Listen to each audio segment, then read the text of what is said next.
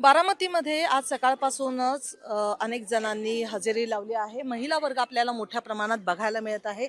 आज सुनेत्राताईंना एक महिला नेतृत्व म्हणून त्या बघत आहेत आणि त्यांनाच पाठिंबा देण्यासाठी आज या बारामतीच्या महिला सकाळी 7 वाजताच पोलिंग बूथवर पोहोचलेल्या आहेत आणि आपला मतदानाचा हक्क बजावत आहे। काय सांगाल आज ज्या प्रकारे सुनेत्राताई आज या मतदानासाठी उभ्या आहेत? खरं तर ही निवडणूक बिनविरोध होणं फार गरजेचं होतं। तीच दादांना श्रद्धांजली असती, परंतु आता 20 उमेदवार आहेत, ताई पण आहेत। काय सांगाल आजचं काय भावना आहे? सगळ्या गावाच्या वतीने सांगते 100% मतदान वहिनीला काठेवाडी गावातून होणार आहे। काय भावना आहे तुमच्या? वहिनी एक नंबरने निवडून येणार आहे, म्हणजे विक्रमी मतदान होणार आहे। आज दादांची कमी जाणवते? हो, खूप खूप काय सांगाल वहिनी साहेब भरून काढतील दादांची कमी, त्यांचे स्वप्नही पूर्ण करतील। तुमच्या काय भावना आहे?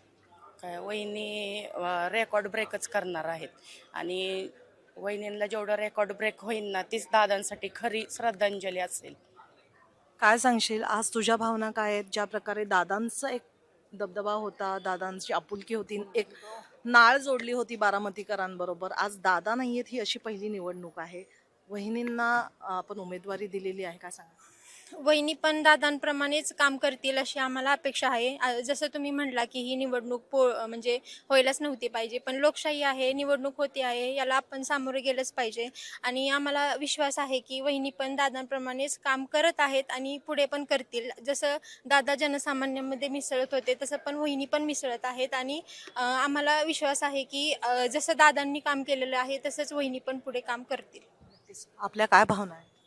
गेल्या वेळीपेक्षा यावेळी मतदानाचा टक्का नक्कीच वाढेल, कारण सुनेत्रा वहिनींकडे बघून प्रत्येकजण भावनिक होतोय, बघून म्हणजे डोळ्यात सगळ्यांच्या पाणीच येते।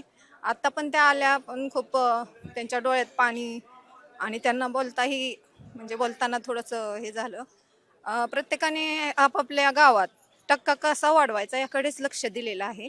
मी पण या गावात काठेवाडीमध्ये मला समन्वयक म्हणून निवड माझी केली होती। खूप चांगल्या प्रकारे इथं प्रतिसाद सगळ्यांचा आहे।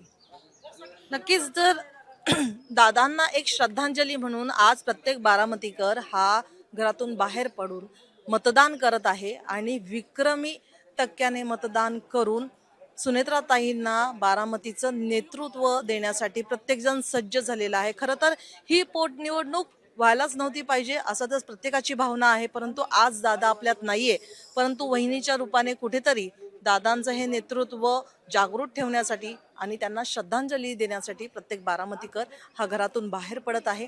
महिलांचा मोठा सपोर्ट हा सुनेत्राताईंना देखील आहे आणि महिलांचं सक्षमीकरण यांच्यातूनच आपल्याला बघायला मिळतं। एक पहिल्या उपमुख्यमंत्री म्हणून सुनेत्राताईंची निवड झालेली आहे, परंतु या मतदानाने त्यांना आणखीन सक्षम करण्यासाठी प्रत्येक बारामतीतली महिला ही देखील सकाळी बाहेर पडून मतदानाचा हक्क बजावत आहे। व्हिडिओ जर्नलिस्ट रोहित वनकटेसह प्रतीक्षा पारखी, बारामती।